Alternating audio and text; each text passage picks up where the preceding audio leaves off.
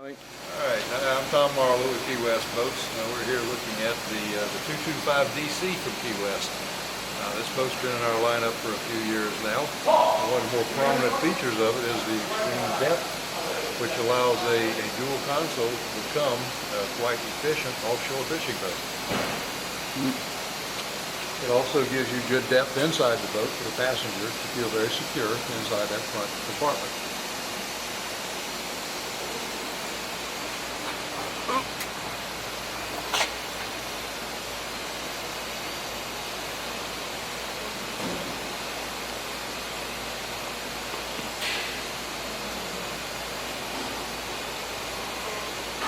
Okay, we're rolling. Alright, moving around to the rear of the boat, I'd like to point out a few features. One of them is the built-in boarding platform. You see the ladder stores flush, like all of our ladders do. You have a place cut out to accept the ladder so it doesn't stick above the deck. When you fold it out, board the boat, the ladder extends deep enough that you can easily crawl in the boat. You get your foot in that bottom rung down there, that's half the battle getting back in the boat. It folds up. What you would call a necessity on a DC if you're going to be wakeboarding and skiing and all that type of thing. Absolutely, absolutely. A boarding ladder is just a natural on almost any boat, but on a DC a necessity. Another thing I like to point out on the DC, the Sea Star Teleflex hydraulic steering. This is an upgrade on many boats in this class. This is a standard on our boats. Any of our boats that are going to get more than 150 horsepower motor, you will see a Sea Star hydraulic steering setup in the boat. Something else I like to point out, because this boat is a very capable offshore open water boat, the cutaway and the splash well here, a lot of people will look at this and say this is an entry for water to get in the boat. It really doesn't happen. What does happen though, if you plow into a wave that's big enough for water to come in the boat, you see a huge opening for that water to flow right back out. So you've got a great exit in that extreme rough water condition. It'll keep you very safe by dumping the water quickly. To my mind, the only way you're going to get water over the back is because of skipper error. You got it. If you're backing into those waves instead of heading into them, you'll dump water in the transom. I mean, if you're at anchor, your bow's going to be pointing into the sea. If you're moving along, you should be going fast enough that there's no way that the wave should be coming over the bow, over the transom. Yes. So somebody's done something wrong if you've got a wave over the back. Right. Anyone that sees that as a problem is someone that's just not experienced enough to know what really happens with that emotion. Yep, that's exactly right. We're going to hop in? Let's hop in. I'll use the steps. It's a good thing we got steps for this one. It's a biggie, isn't it? It is big. Very deep boat, deep front to rear. Our tape measure is not handy. I'll grab it. Let's have a look at first of all, the fishing features, I guess. Yeah, for a DC, it's a boat that's intended to ride around and be comfortable, but you'll see plenty of rod storage built into the gunnel of the boat there. Rod storage, the tubes allow for the long rods like you would normally use out in the open water to fit up underneath. Those tubes protect your rod tip, and then you've got the rack and the bungees to hold the rods in place. You've got a generous allocation of rod holders, like all Key West boats do. There'll be rod holders in every one of our boats. A live well, and we've got some of the rigging accessories over here in the live well. Yep. If we can take that out, what you see down there is about a 25-gallon live well. That's big. That is a big, deep live well, very capable of handling the larger baits that you have in the open water. Yep. As we move around to the front of the boat, the helm is high enough that the average man can stand up and drive this boat if he'd like. And when we finish the boat, it'll have a very comfortable, what we call a deluxe captain chair, which has armrest, cup holders, or a natural. And, well, you can see that in all the pictures that we've got on the website anyway. That's right. Yeah, the website will show the finished product. And it'll also show the passenger seating arrangements over here too. Yeah? There's a couple options on the passenger seats. You can put another captain's chair that matches what you have over here and leave a lot of open space, which may be what you want if you're primarily going after the fish offshore. If you're looking for more passenger comfort, you'll have the fold-down seat back to back, more common. There's also a standard bench seat that goes in place. That's what these brackets are for, the bench seat that just sets in place. The advantage of that removable bench is that if you're going fishing, you take it out, you open up your space in the back end of the boat so you can get all the way back to the fishing rods to fish. Once again, you've got more rod storage on the port side. Right, same rod storage on the port as there was on the starboard. And while we're back here, let's take a look at some other features in the boat. One, the retractable shower hose. This is a freshwater shower hose. We have a freshwater tank on this boat. You can pull this out and shower off. You can wash off your rods and reels, whatever you need that fresh water for. Store this out of the way.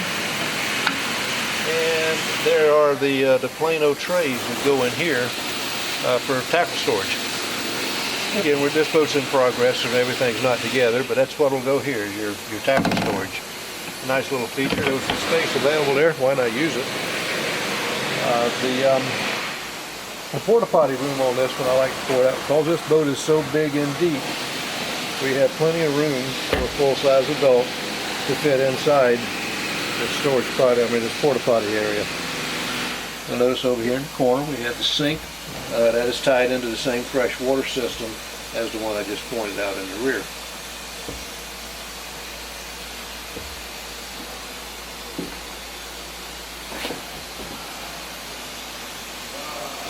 You gonna hop in there and show us how big it is, Tom? Why don't we do that?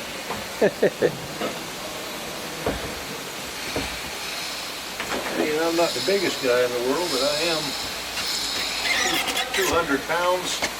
Yep. And I fit. And you fit. Yep. Obviously, most of our ladies and children Will wouldn't fit. have a problem in there. Yeah. Now, On the floor. On the floor, yes. Another large storage area under the floor. And because we're in production, we've got a lot of mess in there, but when that's cleaned up, that is a storage area that is over 5 foot long. It's almost 2 foot deep, and would hold a large quantity of wakeboard, skis, even fish. Because this is capable to hold fish, it's insulated. You can put ice in there, it'll hold that very well. And there is an outlet for a macerator pump.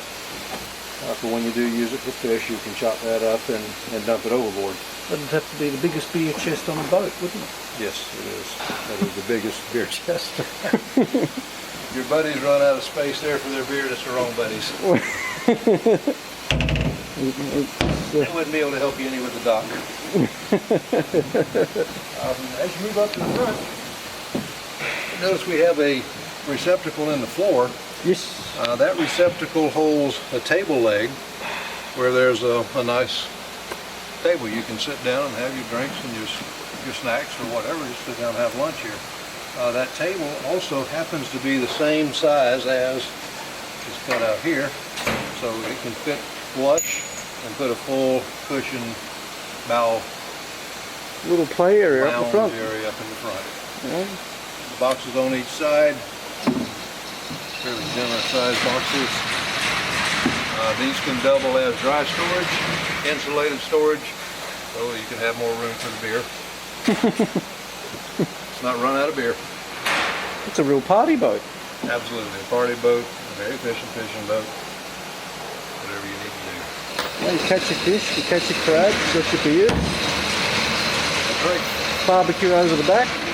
You know, while we're here, let me point out a little detail. You won't find this on most boats in this class, but if you'll aim the camera right around here and kind of focus in on this little drain. Okay, I got you. That little drain has a hose on the other side of it, and that hose runs up here to the cup holder. Oh. The cup holder is a very efficient water collector. Yeah. Rather than that water draining into the void area inside the boat and sitting on top of the foam flotation, we'll channel that water out and into the cockpit so it can drain out the back of the boat where it belongs. At every location that you find an entry for water, there'll be a drain on these boats, similar to what we're looking at right there. Now you've got a lot of studs going around. You've obviously got a bow cover. Yep, those studs are for the bow cover. It's what we call a tonneau cover. Yep. Fits up to the front of the boat. Right. And this one's going to have a JBL stereo system in it. You've got your nice speakers up the front there for the people hanging around in the bow. And while we're right here, I'll show you another nice little feature on this boat. You know, we inevitably carry things on the boat that we absolutely need to stay dry. A paper map, maybe. More likely we're going to carry a wallet, cell phone, those kind of things. We've got a watertight lid going into what's called a map tube. That's why I mentioned the paper map. It's like a large bunghole. Yep. And you've got a plastic screw top bung. That's right. And the screw has an O-ring to seal it. So for those small items that absolutely have to stay dry, you could put them in here. We have a place. Yeah, I imagine even if you sank, which is never going to happen with a Key West, they would still stay dry. Right. If you could sink it, your map's still going to be dry, so you'll know where it sank. Now, what about? We were talking just earlier, Tom, about the idea that a DC you can't fish from. And some people have a prejudice against a dual console for fishing as opposed to a center console. Well, yeah, there's a lot of people that think, you know, they need the center console orientation to fish, and we always imagine that we're going to catch the fish so large and so hard to land that we need to go all the way around fighting that fish. Unfortunately, I've never caught that fish. I've never needed to run all the way around, but if you do need to come to the front, there's a nice passageway here, plenty of room to come up to the front. You can even get up on the deck here if you'd like, you know. There's plenty of fishability in these boats. And if you look in the back end back here, where most of the fishing goes on, there's more, especially if you had the twin captain chairs.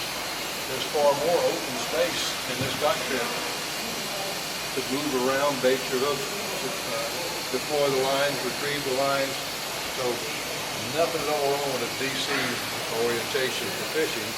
And we have the benefit of the protection provided by the windshield and the clears, as you call the wind screens, that will attach to a bimini top, so you get very good protection outside here. The cool, rainy day, protection's a great thing. Plus, if you're the casual fisherman, you can always lie down in the bow and drop the rod over the side. Yeah, kind of like what Mum would like to do. Or... Well, it's something that I've often done. I'll sit back and get relaxed. I'll put a line overboard and won't bait the hook. I'm afraid the fish will bother me. Okay.